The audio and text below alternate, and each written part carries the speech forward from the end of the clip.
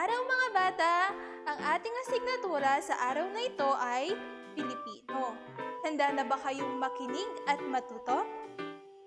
Mabuti! Pero bago yon, tayo muna ay magdasal. Ating iyuko ang ating mga ulo, ipagdikit ang ating mga kamay at ramdamin ng presensya ng ating Panginoon. Ama namin, kami po ay nagpapasalamat sa binigay mong panibagong araw upang kami matuto.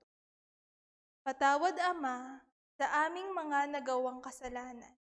Naway gabayan niyo po kami sa pang-araw-araw na gawain. Amen. Uli, magandang araw mga bata! May inihanda akong kwento sa inyo. Handa na ba kayong makinig? Ito na ang aking kwento. Ang pamagat ng aking kwento ay Si Luis at ang Misteryosong Balon. Si Luis ay isang bata na walang ginawa kundi ang mahika at manood ng TV. Madalas man siyang pagsabihan ng magulang, hindi pa rin nagbabago si Luis dahil iyon na ang kaniyang nakagawian. Minsan ay pumunta ang buong klase ni Luis sa isang kagubatan. Dahil hindi sanay maglakad, naupo muna si Luis sandali upang magpahinga. Hindi niya napansin na siya'y naiwanan na ng grupo. Nang hindi niya makita ang kanyang mga kasama, lumakad ng lumakad si Luis hanggang makakita siya ng isang duwendeng nasabit sa isang patibong. Agad tinulungan ni Luis ang duwende na makawala sa patibong. Lubos ang pagsasalamat ng duwende kay Luis kaya't binigyan niya ito ng gantimpala. Isinama ng duwende si Luis sa isang sikretong lugar kung saan mayroong nakatagong mahiwagang balon. Ibibigay ng balon na ito ang anumang bagay na gusto mo. Subukan mo, sabi ng duwende. Maya-maya'y naglabas ang balon ng isang bisikleta.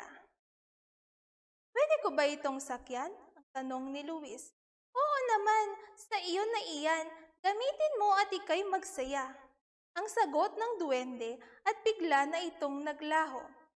Tuwang-tuwa si Luis at agad niyang sinakyan ito. Ngunit hindi pa siya nakakalayo nang biglang naglaho ang bisikleta. Agad siyang bumalik sa balon upang humiling ng iba pang bagay. Sumunod na inilabas ng balon ang isang malaking robot. Muli, natuwa si Luis. Nang siya'y uupo na upang maglaro, ay biglang naglaho na naman ang robot. Nagtaka si Luis kung bakit hindi nagtatagal ang mga bagay na ibinibigay ng balon. Dumating na ang mga kasama ni Luis na matagal na palang naghahanap sa kanya. Nang sila ay papalapit na, biglang naglaho ang mahiwagang balon. Bago nila nilisan ang kagubatan, napansin ni Luis ang isang regalo sa lupa at kanya itong dinampot. Pagdating niya sa bahay, binuksan niya ang regalo. Nagulat siya sa laman nito, isang orasan. Nakita ni Luis ang isang batang lalaki sa harapan ng orasan. Pag-andar ng kamay ng orasan ay isa-isang lumabas ang mga bagay na hiniling ni Luis mula sa balon. Pag-andar naman ng kamay, bigla lang itong naglalaho. Nauunawaan na ni Luis ang lahat. Siya ang batang malungkot sa orasan. Hindi niya pinahalagaan ang mga tao at bagay sa kanyang paligid. Hanggang sa maglaho ang mga ito. Mula noon, nagbago na si Luis, tumulong na siya sa mga gawaing bahay at nakikipaglaro na sa mga kaibigan. Naiintindihan ba ninyo ang aking binasa, mga bata? Ngayon, ating sagutin ang mga katanungan tungkol sa kwento. Saan pumunta ang buong klase ni Luis? Magaling sa kagubatan. Ano ang nakita ni Luis na nakasabit sa puno? Tama, nakita niya ang isang duwende. Ano naman ang pinakita ng duwende kay Luis?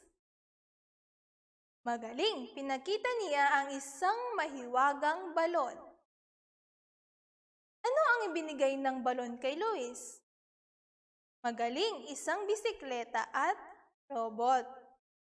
Ano ang laman ng regalong natanggap ni Luis? Okay, ito ang orasan. Ano ang natutunan mo sa kwento? Tama, dapat nating pahalagahan ang mga tao at bagay na nakapaligid sa atin. Sa araw na ito, mga bata, ang ating aralin ay tungkol sa mga panghalip pamatlik. Ano nga ba ang mga panghalip pamatlik? Ang panghalip pamatlik ay mga salitang nagtuturo ng lugar ng pangalan. Meron tayong tatlong halimbawa ng panghalip pamatlik kung paano ito gamitin. Una ang malapit sa nagsasalita. Halimbawa, ito ay bago. Dito naglalaro ang mga bata. Kapag malapit sa nagsasalita, ang mga panghalip na pamatlik na ating gagamitin ay ito at ito. Ang pangalawa naman ay malapit sa kausap. Pag ang malapit sa kausap, ang panghalip pamatlig na ating gagamitin ay iyan at diyan. Naintindihan ba mga bata? Ito ang mga halimbawa. Iyan ang opisina ni tatay. Ilagay mo diyan ang baso. At ang pangatlo naman ay malayo sa nag-uusap. Kapag malayo sa nag-uusap, ang panghalip pamatlig na ating gagamitin ay iyon at doon. Halimbawa, iyon ang bahay ni James. Doon ka manggagaling. Okay. Magbibigay ako ng mga pangungusap at tukuyin ang mga panghalip pamatlig. Una, iyan ang hinahanap kong sapatos. Ano ang panghalip pamatlig sa pangungusap? Tama, iyan. Pangalawa, dito na kayo maghapunan sa amin. Asan ang panghalip pamatlig sa pangungusap? Tama, dito ang panghalip pamatlig. Sunod, ilagay mo dito ang unan ko sa ulo. Ano ang panghalip pamatlig sa pangungusap? Tama, dito. Susunod, bigay ito ng pinsan ko. Ano ang panghalip pamatlig sa pangungusap? Tama, ito. Doon tayo pupunta. Ano ang panghalip pamatlig? Tama, doon. Iyan ang damit na pinabili ni Gina. Ano ang panghalip pamatlig? Tama, iyan. Sa malayong lugar na iyon nakatira si Lolo. Ano ang panghalip pamatlig sa pangungusap? Tama, iyon. Doon mo ilagay sa ibaba ang tsinelas mo. Ano ang panghalip pamatlig?